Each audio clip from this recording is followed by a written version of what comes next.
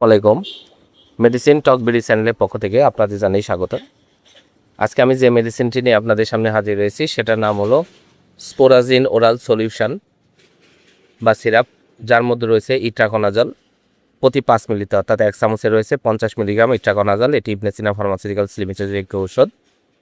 এটি একটি বাচ্চাদের অ্যান্টিফাঙ্গাল ঔষধ। বাচ্চাদের চুলকানির জন্য খুবই কার্যকারী একটি মেডিসিন হচ্ছে স্পোরাজিন ওরাল সলিউশন বা সিরাপ।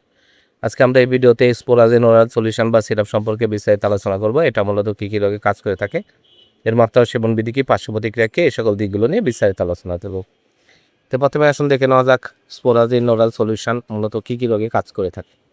এটি বাচ্চাদের candidiasis, tinea pedis, tinea cruris, tinea corporis, tinea মানামের মতো রোগগুলোর জন্য এটা খুবই কার্যকারী। এছাড়া ফাঙ্গাস ইনফেকশন, বিভিন্ন শরীরের বিভিন্ন অক্ষে চাকা চুলকানি, একজিমা, 2 উরুতে চুলকানি, 2 রানের মাঝখানে চুলকানি, এই সকল রোগগুলোর জন্য অত্যন্ত কার্যকারী এবং ভালো একটি ঔষধ এটি, এই স্কোরাজে বাচ্চাদের জন্য।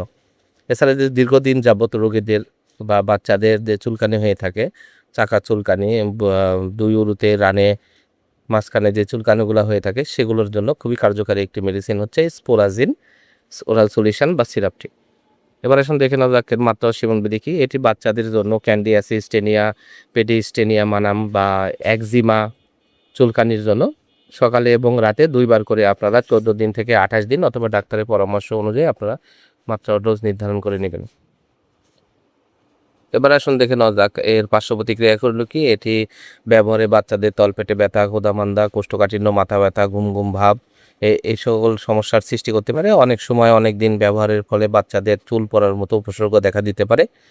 এই স্পোরাজিন ওরাল সলিউশন বা সিরাপ 100 ml বোতল, দাম হচ্ছে 400 টাকা। আপনার হাতের কাছে যে কোনো ফার্মেসিতে স্পোরাজিন সিরাপটি পেয়ে যাবেন। ধন্যবাদ আমার ভিডিওটি দেখার জন্য। পরবর্তী ভিডিও পেতে আমার চ্যানেলটিকে সাবস্ক্রাইব করুন এবং পাশে থাকা বেল আইকনটি করতে